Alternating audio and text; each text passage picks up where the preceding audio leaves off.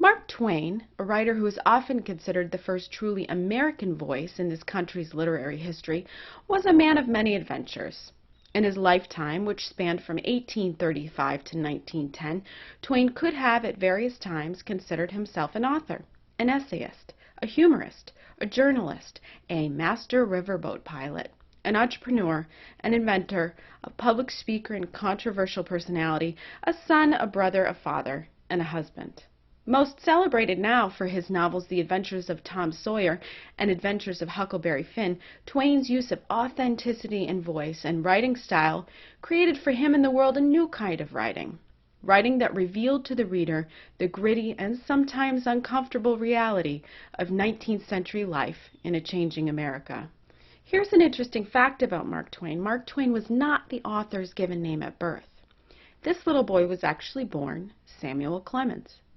The year was 1835, and young Samuel joined a mother and father and 5 siblings at a small village in Missouri. When he was only 4, the family moved to Hannibal, Missouri, a very busy town of about 1,000 people. While the move may seem like an unimportant detail, Hannibal became incredibly special to this little boy. The town, situated on the Mississippi River, was bustling with steamboat business, minstrel shows, tradesmen, and visiting performance troupes. Pretty much anything a curious little boy could want, little Samuel had. At some point along the way, though, Samuel saw a different side of this little playground. He witnessed a significant amount of violence in disputes among townspeople and also in the locals' treatment of slaves. By the age of 10, he had already witnessed 2 deaths. Think about it.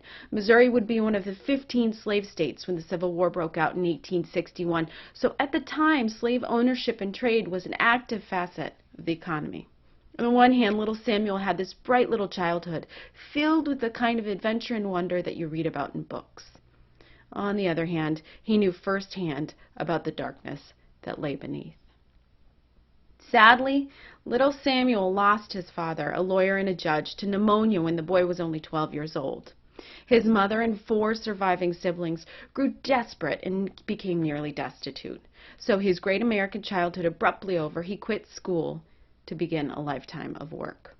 His first job was an apprentice printer at a newspaper at which he worked in exchange for a small amount of food.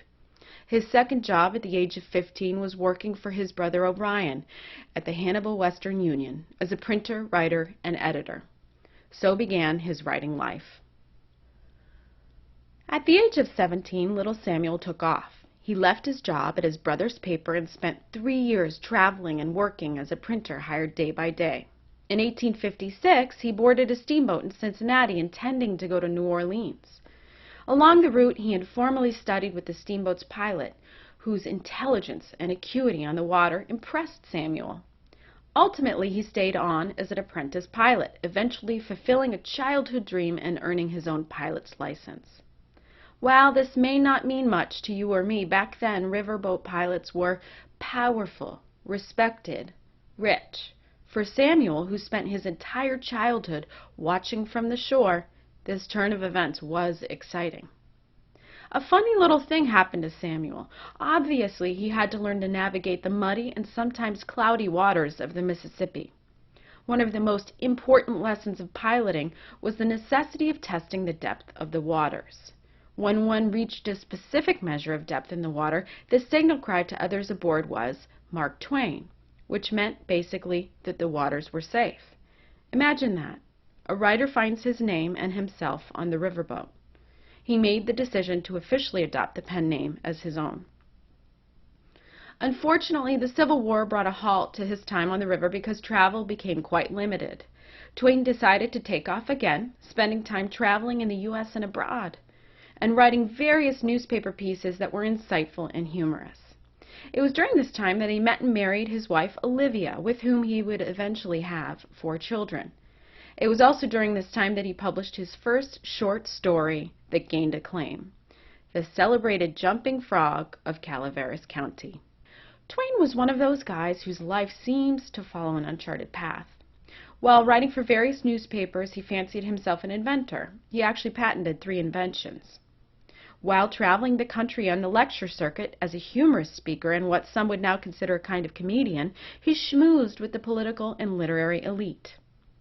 In some places he made quite a bit of money, but he also lost money. The one constant in his life seemed to be Missouri and those memories of home. So he decided to write about it. The Adventures of Tom Sawyer, published in 1876, is a novel about a boy growing up on the Mississippi River. Sound at all familiar? Tom Sawyer and his buddies get into all sorts of shenanigans. In this novel, which is said to be set in a town based on Hannibal, Missouri, we meet his sidekick, Huckleberry Finn. Adventures of Huckleberry Finn, published in 1885, is the sequel to his first novel and is also the work that has garnered the most acclaim.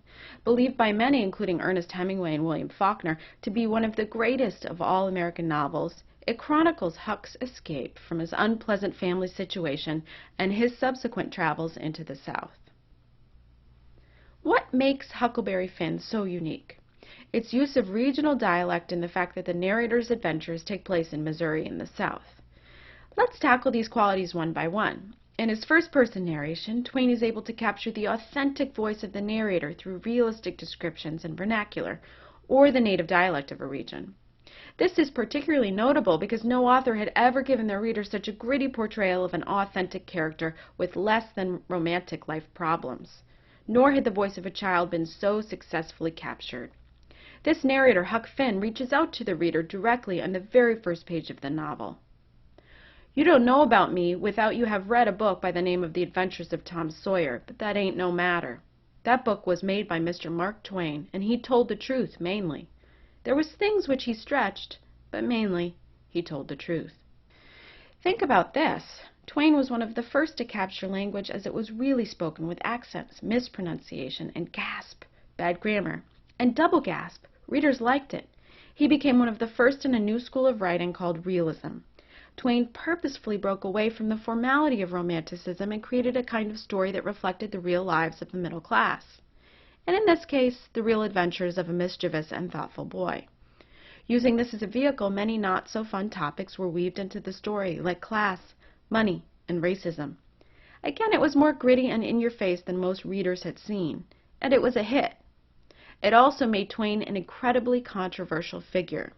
Some of the language in Huck Finn has frequently landed it on the banned book lists in our nation's public schools. Twain's choice of setting becomes very important as well. In recalling his experiences in Hannibal as a child, he drew on all of those aspects of the region that he remembered, both good and bad. Therefore, we see all of the possibilities that river life brought, along with the darker, more scary aspects of opportunism and violent racism. What all of this does is come together to form a real picture of this geographic location, the good, the bad, and the ugly. Twain was also considered one of the first regionalists, or writers who focused their works on an accurate representation of a specific region. Mark Twain, born Samuel Clemens, was who many consider to be the first authentically American voice in writing. Through his stories, the reader felt a kinship to characters who were, for the first time, typical folk, and in the case of his most famous novels, they were rumble-tumble boys who lacked a certain kind of civilization. Twain was the first writer who really focused his work on a specific area of the United States. His characters remained in the playground of his boyhood along the Mississippi River. As a result, Twain emerged as a one-of-a-kind writer with a body of work that garnered him the position of leader of the pack in both the regionalism and realism movements in literature. Considered by many to be one of the country's greatest writers, Twain himself led a life of adventure. Sadly, after losing 3 of his 4 children fairly early in their lives, and his wife later on, Twain was unable to write with any real results and instead passed the time in his old age reading and playing cards and billiards. And being bitter, some say. But Twain, who was once called the Lincoln of our literature by his friend and fellow writer William Dean Howells, had already engraved his name in our country's literary history.